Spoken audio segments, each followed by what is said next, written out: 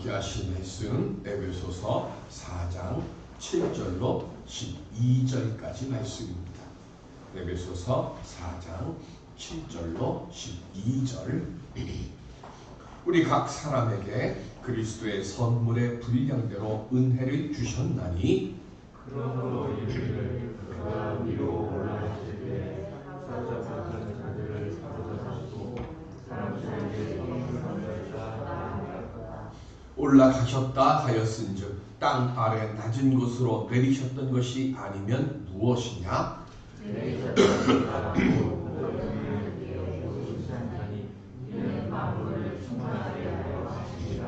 그가 어떤 사람은 사도로, 어떤 사람은 선지자로, 어떤 사람은 복음 전하는 자로, 어떤 사람은 목사와 교사로 삼으셨으니 이는 성도를 온전하게 하여 봉사의 일을 하게 하며 그리스도의 몸을 세우려 하시니라. 아멘. 주 안에서 하나 되어 기도응답의 역사를 새롭게 써나가는 우리 모두가 될 수 있기를 주님의 이름으로 축원드립니다. 요즘은 어떤지 모르는데 제가 자랄 때 그리고 제가 아이들을 키울 때 제가 읽었고 또 아이들을 읽혔던 책들이 있습니다. 바로 위인전이죠. 위인의 기준을 어떻게 무엇으로 세웠는지는 모르지만 전집으로 출간된 책들입니다. 거의 공통적으로 나오는 게 세종대왕, 이순신 이렇게 해서 유명한 사람들의 이야기들이 나옵니다. 그리고 그렇게 위인전을 읽히는 이유는 그 위인전에 나오는 사람들처럼 나름대로 성공을 하거나 아니면 어떤 업적을 남기는 사람이 되기를 소망해서 위인전을 읽었고 위인전을 읽혔습니다. 그리고 그 위인전 전집 속에 요즘 새롭게 등장하는 분이 있죠. 한참 전이지만 어쨌든 제 기준으로 보면 요새 제가 읽었던 책에는 없었어요. 그런데 요즘은 많이 있습니다. 바로 록펠로입니다. 이 록펠로는 세 가지의 기적과 같은 기록을 가지고 있습니다. 첫 번째가 자선의 기록이죠. 록펠로 재단을 만들어서 사랑을 실천합니다. 그 이유는 조금 이따 다시 말씀드릴 거고요. 두 번째는 인생 역전의 기록입니다. 첫사랑 여인에게 가능성이 없는 가난뱅이로 몰려서 버림을 받아요. 그만큼 가난했던 사람이 록펠로입니다. 그런데 이 비박을 록펠로는 자극제로 삼아서 세계에서 가장 부유한 재벌 중 한 사람이 됩니다. 세 번째는 장수의 기록이죠. 55살에 죽을 병에 걸렸을 때 그때 그 현실을 받아들이지 못해서 이 병원 저 병원을 돌아다니면서 자기의 병에 대한 진단을 계속 찾았어요. 그러다가 마지막으로 방문한 그 병원에서 가난한 엄마가 아이의 수술비가 없어서 수술을 거부당하는 것을 보게 됩니다. 그리고는 록펠로가 익명으로 그 아이의 수술비 전액을 부담합니다. 그리고 수술을 마치고 난 뒤 그 아이가 건강을 회복하는 그 모습을 보면서 그때 록펠로가 처음으로 행복했다고 해요. 그리고 그 행복감이 록펠로의 그 죽을 병을 고치게 되는 원동력이 됐고 그때부터 록펠로가 재단에 기부하는 일들을 시작했다고 합니다. 그리고 눈을 감을 때까지 98세에 이제 하나님의 부르심을 받습니다. 55세 죽을 병 걸리고 기부하는 그 은혜로 다시 새 생명을 얻은 뒤에 43년을 살았는데요. 운명할 때 보니까 치아가 건강해요. 그리고 위도 건강하더라는 거죠. 그렇게 장수의 기록을 세웠습니다. 그래서 나중에 누가 록펠로에게 당신이 이런 기적과 같은 일을 이루었는데 비법이 뭡니까? 비결이 뭡니까? 하고 물었답니다. 그때 록펠로가 세 가지를 이야기를 했습니다. 첫 번째는 감사의 마음이라는 거예요. 어떤 상황에서도 록펠로는 남을 비방하지 않았다고 합니다. 두 번째는 경건한 생활을 했다고 합니다. 술과 담배는 평생토록 입에 대지 않았고 무엇보다도 교회학교 교사를 발걸음을 옮길 수 있을 때까지 평생토록 봉사했다고 하는 거죠. 그리고 세 번째가 성경을 매일 묵상했다고 합니다. 90세가 넘어서 도저히 성경을 볼 수 없을 만큼 눈이 이제 피곤하고 침침하니까 사람을 사서 매일같이 성경을 자기가 듣도록 통독하게 했다고 합니다. 그래서 그 성경을 들으며 매일매일 자기의 마음의 평화를 유지했다고 합니다. 가만 보면 특별한 거 별로 없어요. 그죠? 성공했다고 하는 사람들 비법을 보면 고 정지영 회장이 했던 말 해봤어? 그런 거 뭐 별로 그렇게 특별한 것 같지 않아요. 중요한 게 뭡니까? 지난주에도 말씀을 드렸지만 행하는 거죠. 신명기 5장 33절을 보시면 시작. 너희 하나님 여호와께서 너희에게 명령하신 모든 도를 행하라. 그리하면 너희 살 것이요 복이 너희에게 있을 것이며 너희가 차지한 땅에서 너희의 날이 길리라. 아멘. 어려운 말 아니에요. 복의 날이 길게 해주겠다. 건강하게 하고 근심 걱정 없게 하고. 그런데 조건은 뭐예요? 하나님의 말씀을 듣고 그 말씀대로 행하면 해요. 믿음은 아는 것보다 행하는 것이 중요합니다. 우리의 삶도 마찬가지입니다. 다 아는 거예요. 중요한 건 얼마나 실천하느냐죠. 말씀대로 될 줄 믿고 행하십시오라고 말 많이 합니다. 그런데 정말로 여러분들 말씀대로 될 줄 믿고 얼마나 행해 보셨습니까? 주님은 우리에게 말씀하십니다. 말씀대로 될 줄 믿고 행하는 자에게는 내가 신명기의 복으로 응답해 주겠다고 약속하셨습니다. 이제는 우리가 그 약속의 복을 믿는 것이 아니라 얻는 자가 되어지는 믿음의 성도들이 되시기를 바랍니다. 우리가 그렇게 믿음으로 행하고자 할 때 주님께서 우리에게 약속하신 은혜의 복들을 우리들에게 선물로 더하여 주실 줄로 믿습니다. 이 은혜의 길, 은혜의 복을 걷는 우리 모두가 될 수 있기를 주님의 이름으로 간절히 기원 드립니다. 그러면 우리가 이렇게 은혜의 길, 복의 길을 걷기 위해서 준비해야 할 것이 있어요. 그것이 뭡니까? 오늘 본문의 말씀은 교회가 하나 되기 위해서 반드시 지켜야 할 두 가지를 말씀하고 있습니다. 7절에 보면 받은 은사를 소중하게 인정할 줄 알아야 된다고 말씀합니다. 교회가 시험에 빠지고 분쟁이 일어나게 되는 원인 중 하나가 뭐냐면 바로 은사 때문이에요. 오늘 본문에는 은혜로 기록되어 있어요. 그런데 여러 번 말씀드려요. 은혜와 은사와 은총은 달라요. 은혜는 뭐예요? 내가 원하든 원치 아니하든 나에게 그냥 무조건 하나님께서 주시는 게 은혜예요. 은사는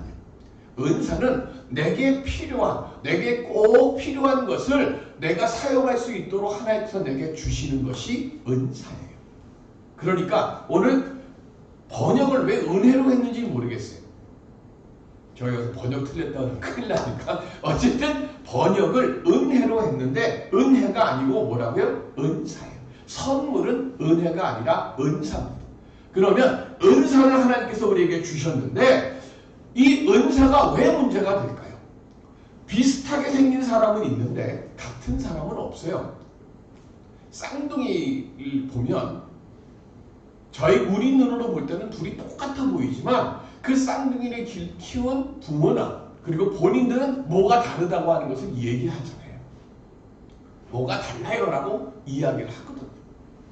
화가가 어떤 명작을 그렸어요. 그러면 제 생각에는 그 명작을 똑같이 그림을 그릴 수 있을 것 같은데 화가에게 그 그림 그리라면 못 그린다고 합니다. 그 그림을 그릴 때 일어났던 감정 그리고 그 기억들 그런 것들은 똑같이 만들 수 없다고 그러잖아요. 가수도 마찬가지예요. 몇천 번 노래를 부르지만 부를 때마다 노래가 다르다 그러잖아요. 비슷할 수는 있지만 똑같을 수는 없어요. 오히려 누가 똑같아요? 요즘 뭐 또 언제 하겠지만 히든싱어라고 하는 그 프로그램에 보면 아마추어들이요 원 가수들의 노래를 이렇게 흉내내서 부르는 그런 코너가 있잖아요. 거기 보면 원 가수를 이기는 아마추어 모창 가수들이 있잖아요. 본인 가수는 그 노래 똑같이 못해요. 그런데 그림을 베끼는 사람이나 그 모창하는 사람은 똑같이 만들어요. 은사도 마찬가지. 그래서 마귀는요 우리들에게 뭘 가지고 교회를 분열시키고 우리를 주님의 구원의 자리에서 떨어뜨리게 하는가 하면 우리 마음속에 비교하는 마음을 툭 던져요. 저 사람과 나를 비교하게 만들어요. 비교를 하다가 보면요 저절로 누구가 더 잘났고 누가 못났다고 하는 답이 나와요. 그리고 그 답이 나왔을 때 좀 잘났다라고 여겨지는 그 사람은 자기도 모르는 사이에 으쓱거리게 되어지고요. 자기도 모르는 사이에 교만한 마음이 올라오게 되고 자기도 모르는 사이에 자기보다 좀 부족하고 모자라다고 하는 사람을 무시하고자 하는 마음이 그 속에서 나와요.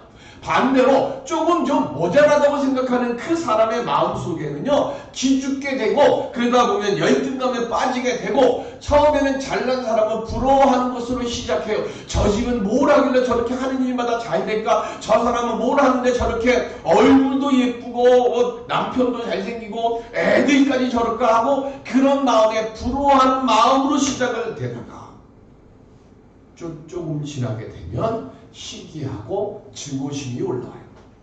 그리고는 불평이 생기고 원망이 생기고 괜한 트집 잡아서 잘난 사람을 어떻게든 간에 끄집어 내려 하려고 합니다.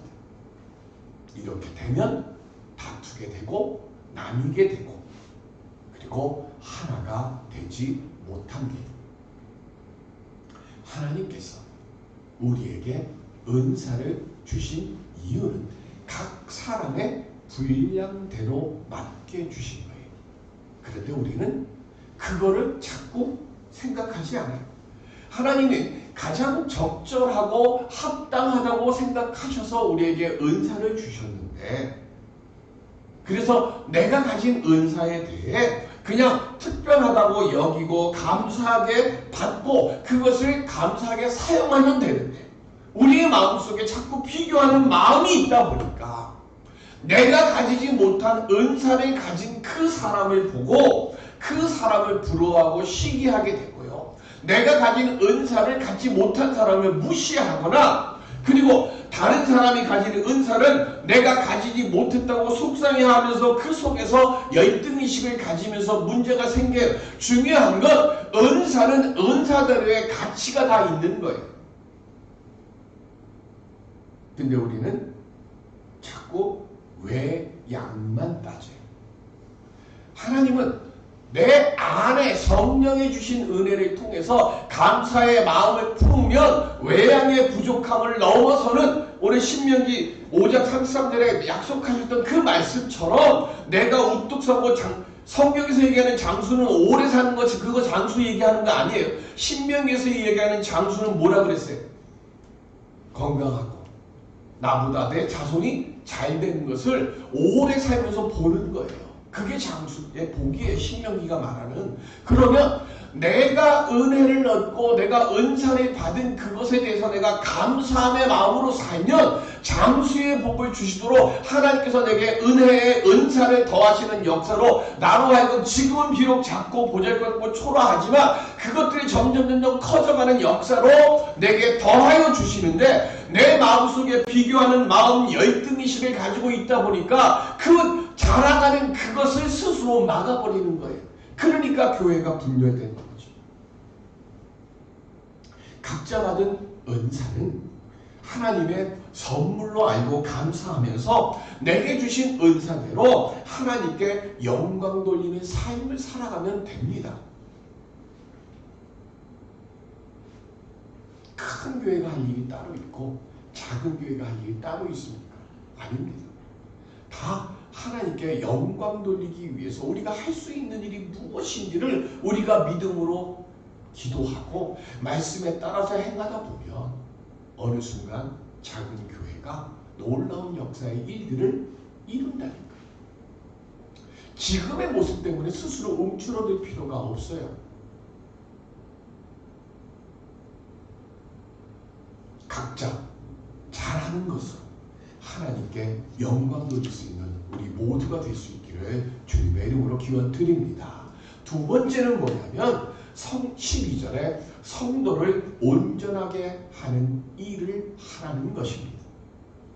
11절에 보면 주님께서 부활하시고 승천하신 뒤에요. 각 사람에게 분량대로 은사를 주셔서 교회가 하나 되도록 사람을 세우셨어요. 그 사람을 세운 직분이 뭐냐면 사도요, 선지자요, 복음 전도자요, 목사와 교사라 그랬습니다. 사도는 여러 번 말씀드렸어요. 초대교회가 정한 규칙이 있습니다. 그 규칙이 뭐예요? 예수님께서 직접 택하신 12사도와 72문도가 1그룹이고 두 번째 그룹은 뭡니까? 부활하신 예수님을 목도했던 사람들. 그 사람들의 숫자가 얼마라고요? 고린도 전서 15장에 나오는 500여. 그리고 그 이후에 이방인들의 사도로 부르심을 받은 바울. 그리고 예수님의 육신의 동생 야고보 장로. 이 분들을 사도라고 합니다. 두 번째는 선지자입니다. 선지자는 헬라어로 프로페테스인데 이 말의 뜻은 미리 말하는 자, 앞서 말하는 자라는 뜻입니다.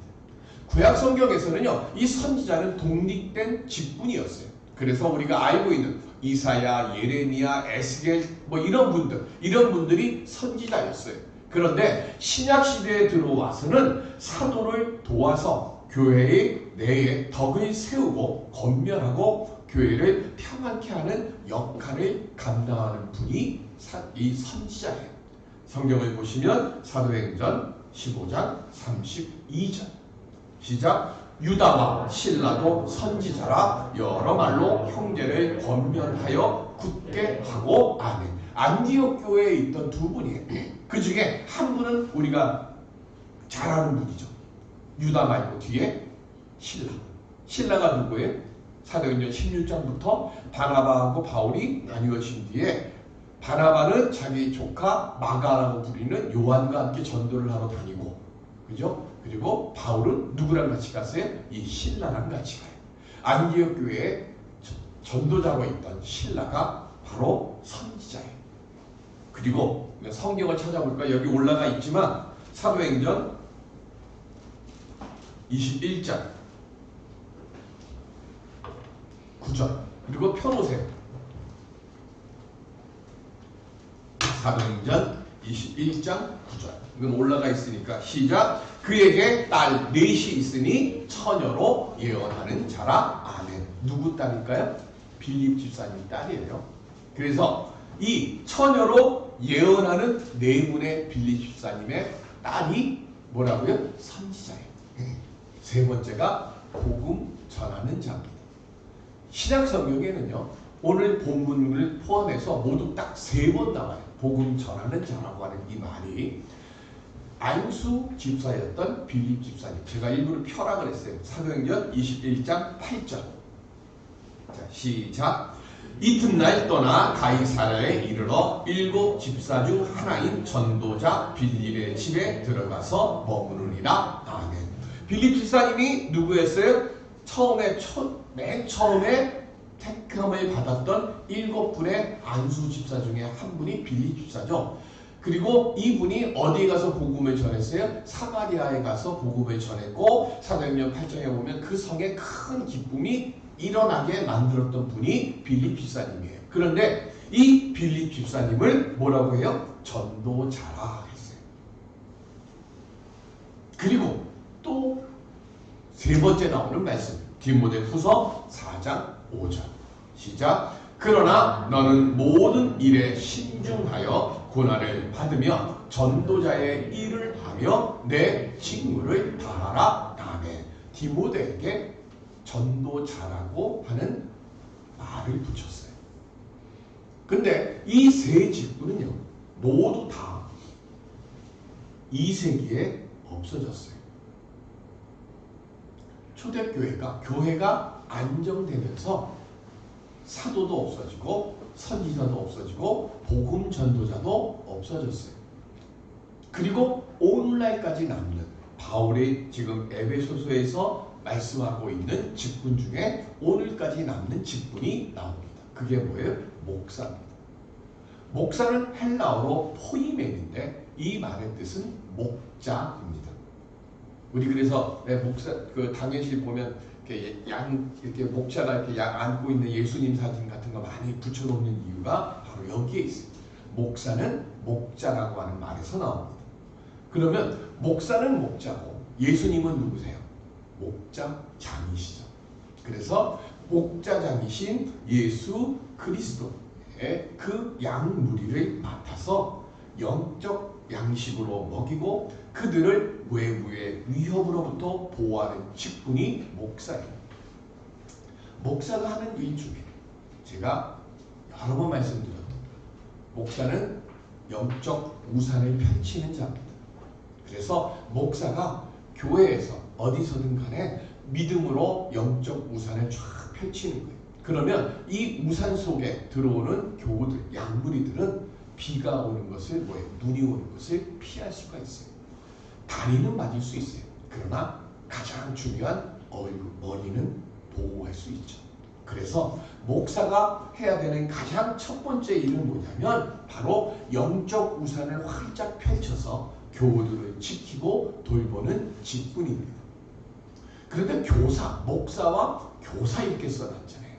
이 교사는 목사의 직분 중에 일 중에 가르치는 일을 따로 뽑아서 목사와 교사를 해서 초대교회 때는 이렇게 나뉘었던 거고 오늘날에는 목사가 지금 교사의 일까지 다 합쳐서 함께 하고 있죠.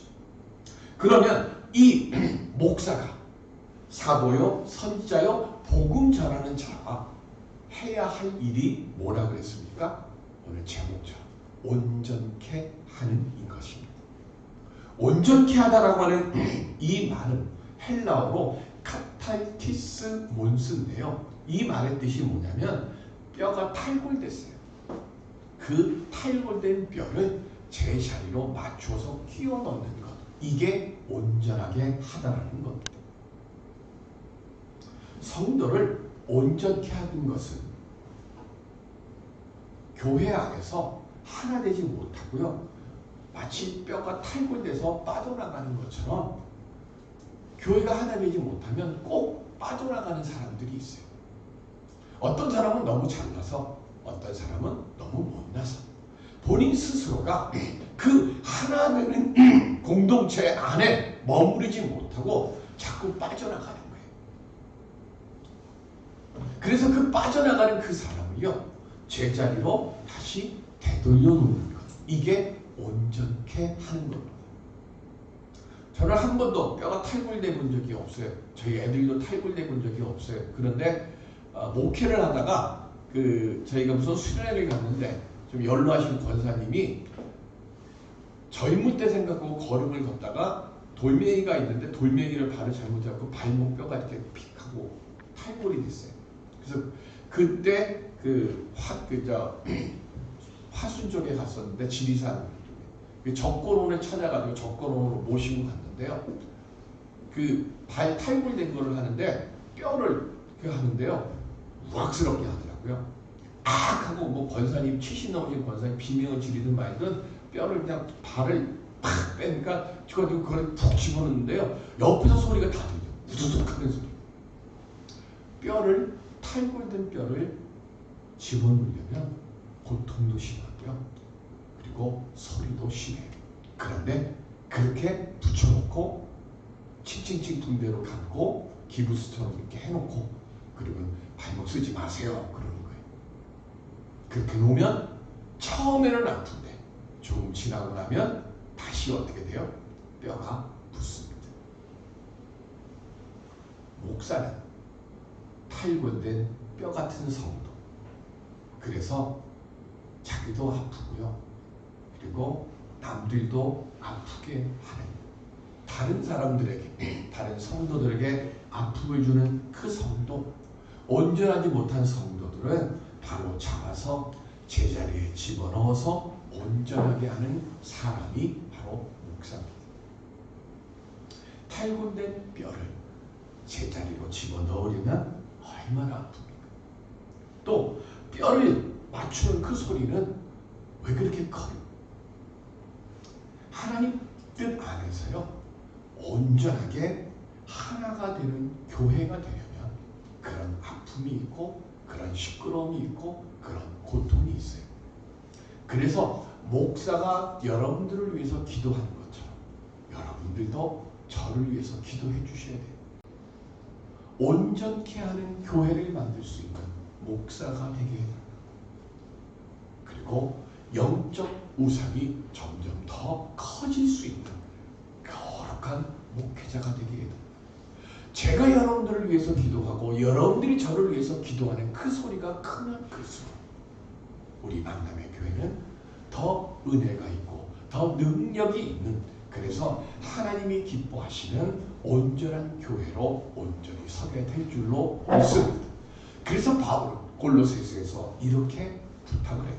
골로새서 1장 28절 시작. 우리가 그를 전파하여 각 사람을 권하고 모든 지혜로 각 사람을 가르치는 각 사람을 그리스도 안에서 완전한 자로 세우려 함이니 아멘. 목사도 완전한 자가 되게 하고, 그리고 여러분들도 완전한 자가 되고, 그렇게 서로 완전한 자가 되게 가려고 할 때, 그때 비로소 주님의 몸된 교회가 완전한 교회가 되어질 줄로 믿습니다. 초대교회에 있다가 사라진 직분처럼 하나님께서는요, 교회마다 성도마다 필요한 직분과 은사를 교회가 온전해지게 하시려고 우리들에게 지금도 주세요. 그러므로 우리는 무엇보다 주 안에서 하나 되고 온전해지도록 노력해야 될 줄로 믿습니다. 근래에 들어서 가난한 교인들이 많죠. 교회 안 나가는 교인이 목사님이 권면을 했더니 목사님에게 이렇게 문자를 보냈습니다. 목사님, 진정한 신앙생활을 위해 꼭 예배에 출석해야 하고 교회 봉사를 해야 할까요? 저 혼자서 하나님과의 관계 유지를 통해 믿음의 삶이 가능한가를 저는 지금 실험하고 있는 중입니다. 그 글을 보고 목사님이 이렇게 글을 썼습니다. 그거 불가능한 것은 아닙니다. 그런데 이런 경우를 한번 상상해 보십시오. 군대에서 훈련이나 소집에 불응하는 군인이 정상일까요? 베이스 캠프 차려놓지 않고 에베레스트나 히말라야를 등반하는 등산가가 정상일까요? 병원 없이 치료받기를 원하는 환자가 정상일까요? 저는 요 말에 이렇게 착 왔어요. 벌집이 없이 날아다니는 꿀벌이 정상일까요? 꿀벌은 열심히 해가지고 뭐예요? 꿀을 따서 얻다가 갖다 놔야죠. 그거 없으면 벌이 열심히 다닐 필요가 없잖아요. 우리는 영적인 집인 교회 안에서 하나님을 섬기며 형제 자매와 교제하고 교회 봉사의 경험을 통해서 정상적인 신앙인으로 성장해 가는 거예요. 그런데 그러다 보면 불평과 원망의 먼지도 쌓이고요. 비교하다 보면 시기하고 질투도 해요. 그리고 저런 사람 좀 안 봤으면 좋겠어 하는 마음도 생겨요. 그래서 하나님께서 우리에게 직분을 주셨어요. 봉사라고 하는 말은 헬라어로 디아코니아입니다. 많이 들어보셨을 거예요. 그죠? 디아코니아. 이게 봉사예요.